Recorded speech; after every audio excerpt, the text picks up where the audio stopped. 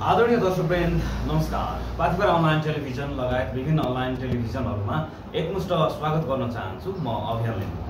दर्शक महानुभावहरू, हिजो मात्रै बसेको मन्त्री परिषद बैठकले नेपाल विद्युत प्राधिकरणका कार्यकारी निर्देशक कुलमान घिसिङलाई हटाउने निर्णय गरेको थियो र हटाइ पनि सकेको छ। अहिले देशभरि आन्दोलन चलिरहेको छ।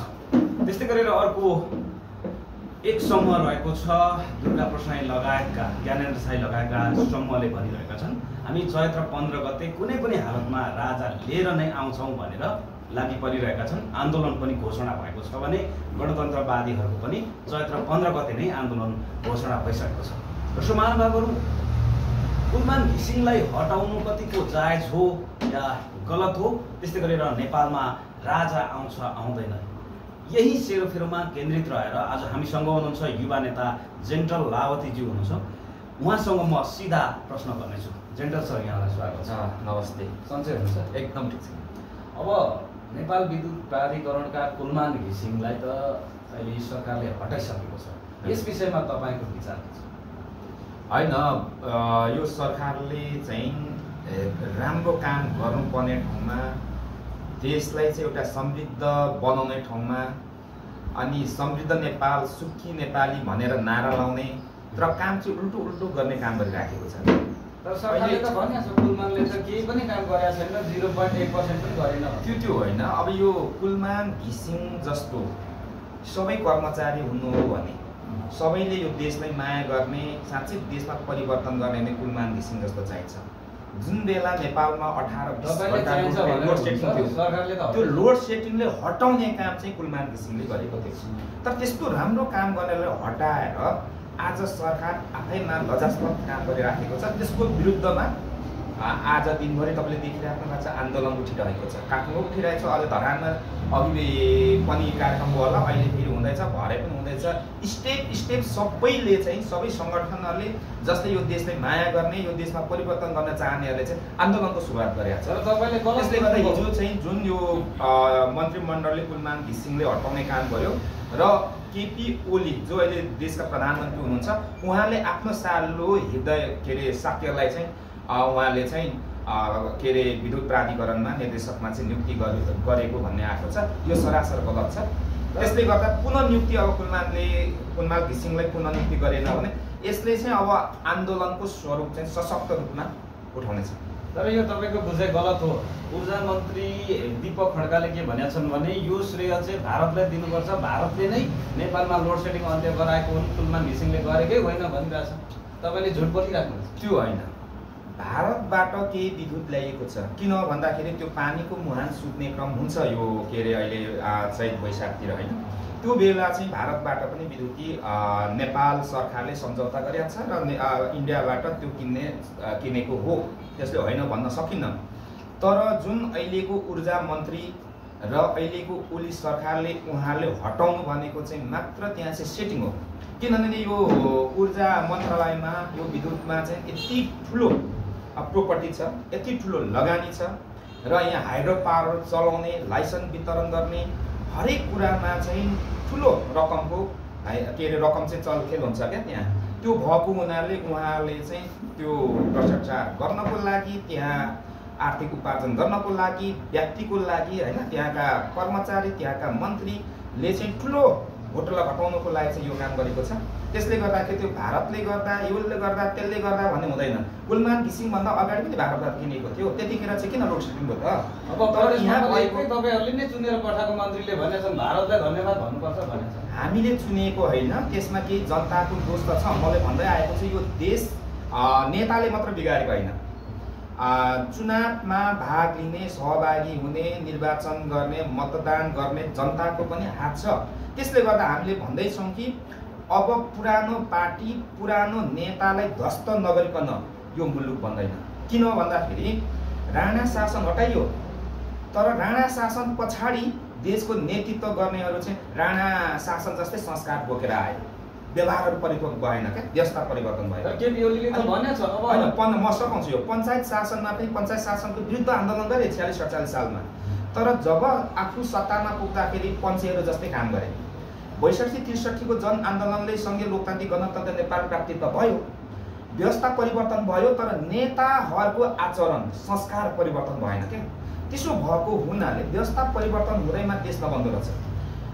व्यवस्था परिवर्तनसँगै नेताहरूको व्यवहार चाहिँ परिवर्तन हुनु पर्यो क्या। देशलाई साँच्चै नै हिजो राणा जस्तो पञ्चायत जस्तो होइन काम गर्नु भएन क्या।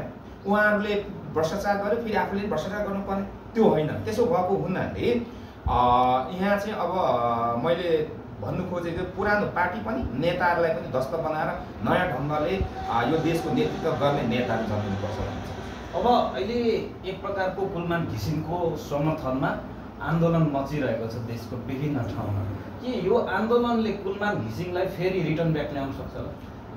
यदि यो के अरे कुलमान घिसिङलाई रिटर्न नगरे पुनः नियुक्ति नगरेको खण्डमा कुलमान घिसिङ त बर्खास्त होला।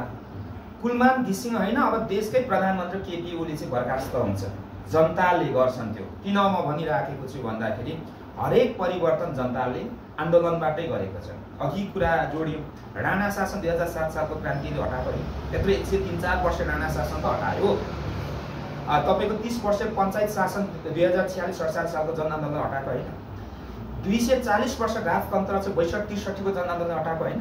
त्यसले गर्दाखेरि जनता सडकमा उत्रियो भने भर्खरै बङ्गलादेशको आन्दोलन जस्तो नेपालमा पनि अब आन्दोलन हुन्छ, जुन आन्दोलनले चाहिँ केपी ओलीलाई अब बालवाटारबाटै निकालेर उहाँलाई चाहिँ कालो मोसो दल्नुपर्ने स्थिति बन्छ। जेनरल सर, अब तपाईँले भनिरहँदाखेरि यहाँनिर धेरै बुद्धिजीवी व्यक्तित्वहरूले भनिरहेको छ यहाँ सांसद धेरै भयो, गणतन्त्रमा छोटे राजाहरू धेरै भयो भनेर अहिले राजावादीहरू सल्बलाइरहेका छन्। राजा त अब 15 गते त जसरी पनि ल्याउँछौँ भनेर उफ्रिरहेका छन्। राजा आउँछ अब तपाईँहरू जस्तो नेताको खाएको छैन भनिरहेको। त्यस्तो त्यो हुँदैन। व्यवस्थाहरू परिवर्तन हुनको लागि ठुल्ठुलो क्रान्तिहरूको आवश्यकता पर्छ। तर के अरे गइसकेको व्यवस्थालाई फेरि ल्याउनु भनेको त्यो चाहिँ मरिसकेको सिनोलाई फेरि पनि पुनः बिउताउनु जस्तो हो। मरिसकेको जनताले चाहिरहेका छन् हिन्दू राष्ट्र सहितको अब राजतन्त्र चाहियो भनेर छोटे राजा धेरै भयो। त्यो एउटा बाग्ने त्यो कुरा उठाउन पायो लोकतन्त्रमा। तर वास्तवमा हाम्रो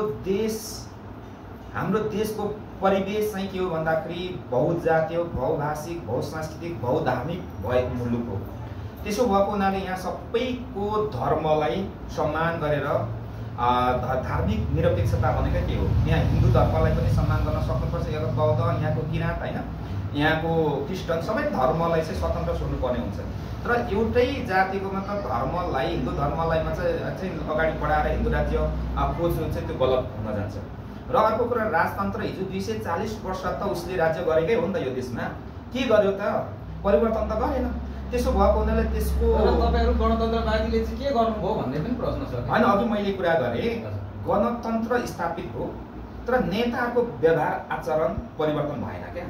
व्यवस्था परिवर्तन भयो, आचरण परिवर्तन भएन। त्यसले गर्दाखेरि चाहिँ यो देशको नेतृत्व गर्ने को हो त? गणतन्त्र स्थापित भइसकेपछि त्यही प्रचण्ड, बाबुराम भट्टराई, केपी ओली, देउवाहरू नै त प्रधानमन्त्री भएका। तर उहाँले के गर्नु भएन भन्दाखेरि भ्रष्टाचारी तस्करीहरूलाई तह लाउन सकेन क्या। जुन कारणले चाहिँ जनतामा त्यो आक्रोश आयो। त्यसले गर्दा केही साथी राजतन्त्रको कुरा गरे हो, तर राजतन्त्र फेल भइसकेको कुरा हो, त्यो मरिसकेको कुरा हो हैन। त्यसले गर्दा मरेको कुराले फेरि बिताउँछु, मरिसकेको फेरि बचाउँछु भन्नु चाहिँ गलत हो। अब भनिदिनुहोस्, जनताहरूलाई स्पष्ट गराइदिनुहोस्, तपाईँ एउटा यङ युवा नेता हुनुहुन्छ, गणतन्त्र ठिक कि राजतन्त्र ठिक? जनताहरूलाई स्पष्टसँगले भनिदिनुहोस्। हैन, तपाईको पहिलो कुरो त गणतन्त्र भनेको त जनताले बनाउने व्यवस्था, जनताले शासन गर्ने हैन व्यवस्था हो। गणतन्त्र भनेको एउटा गरिबको छोरा पनि भोलि हैन राष्ट्रपति बन्न सक्छ। गणतान्त्रिक व्यवस्थामा चाहिँ राष्ट्रपति प्रणाली हुन्छ। अब राजतन्त्र भनेको चाहिँ अब पुस्तौंसम्म पनि एउटा राजाको छोरालाई फेरि राजा बनाउनु पर्ने, त्यो व्यवस्था त कसैले ठिक लाग्दैन नि त। भोलि 15 गते त राजा आउँदैछ। त्यो अब हिजो हेर्यो नि त 240 वर्षसम्म खालि शाहको छोरा शाह नै जन्मिनु पर्ने राजा हो, त्यो हामीले खोजेको होइन नि त। त्यसले गर्दाखेरि जनताको छोराले शासन गर्ने व्यवस्था हो गणतन्त्र। त्यसले गर्दा राजतन्त्रभन्दा धेरै 99% चाहिँ यो के अरे अहिलेको गणतान्त्रिक व्यवस्था चाहिँ सही हुन जान्छ क्या। त्यसो कसरी सही छ? अब एउटा नेपालीले करिब अहिले 1 लाखभन्दा बढी हरेक नेपालीको टाउकोमा ऋण रहेको छ। छोटे राजाहरू धेरै भए, सांसदहरू धेरै भए भने तपाईँको नितान्त विचारमा यो सांसदीय व्यवस्थालाई खारेज गर्नुपर्छ।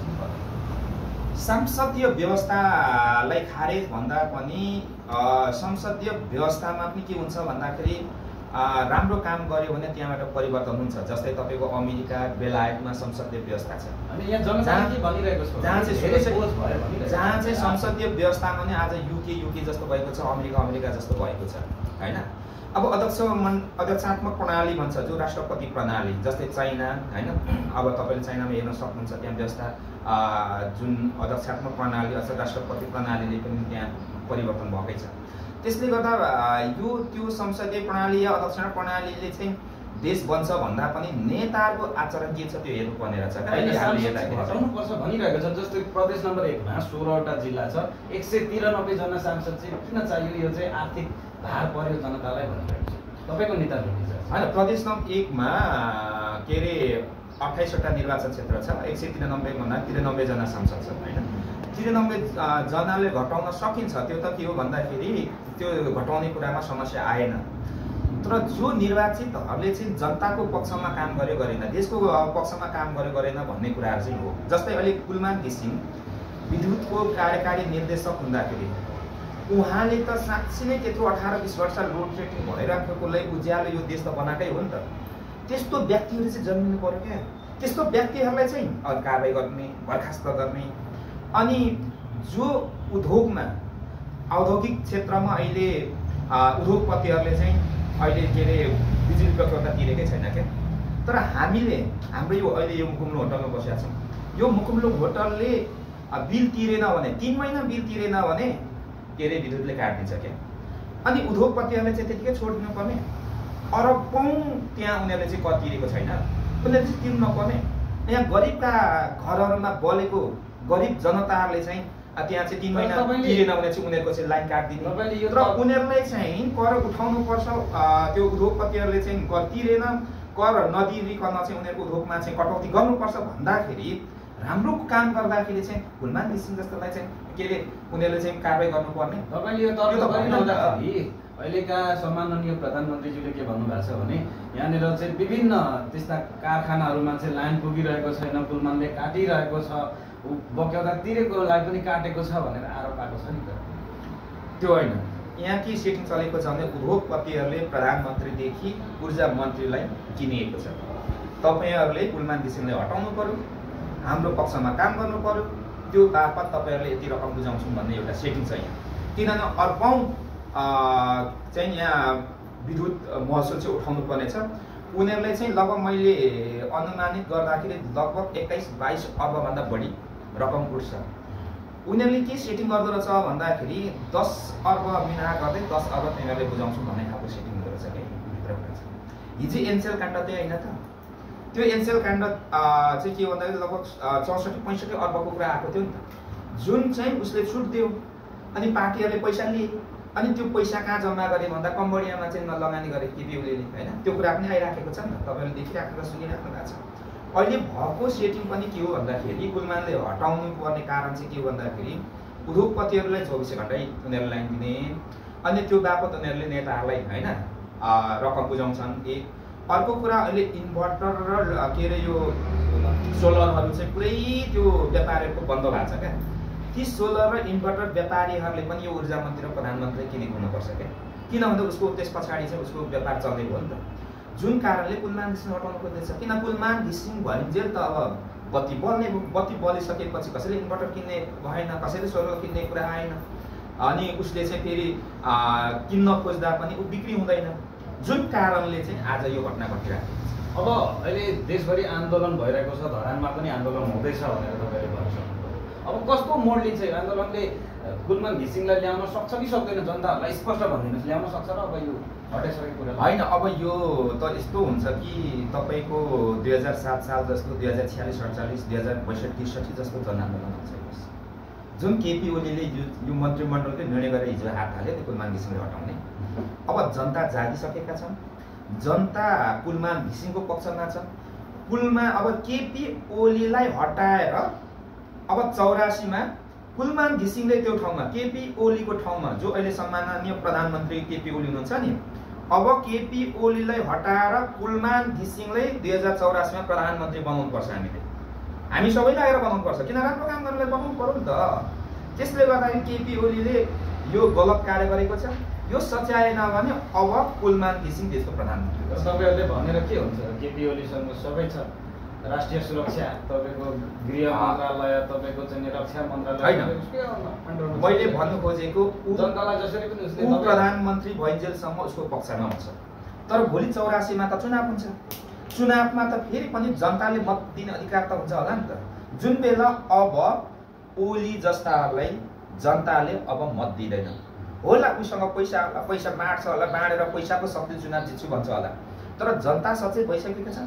अब पैसा बाँड्यो भने जनताले पैसा खाइदिन्छ तर मत दिँदैन, किनभने भ्रष्टाचार गरेको पैसा हो नि त। यिनीहरूले भ्रष्टाचार गरेर फेरि पनि खरिद बिक्री गरेर हिजो जस्तै हामी चुनाव जित्छौँ भन्ने लाग्छ होला, अब त्यो हुँदैन। किन भन्दाखेरि अब ओली जस्ताहरूले जिताउनु, ओली जस्ताहरूले देशको नेतृत्व दिनु भनेको देशले बर्बाद गराउनु हो, देशलाई गरिबीमा लानु हो, देशलाई विकास नगर्नु हो।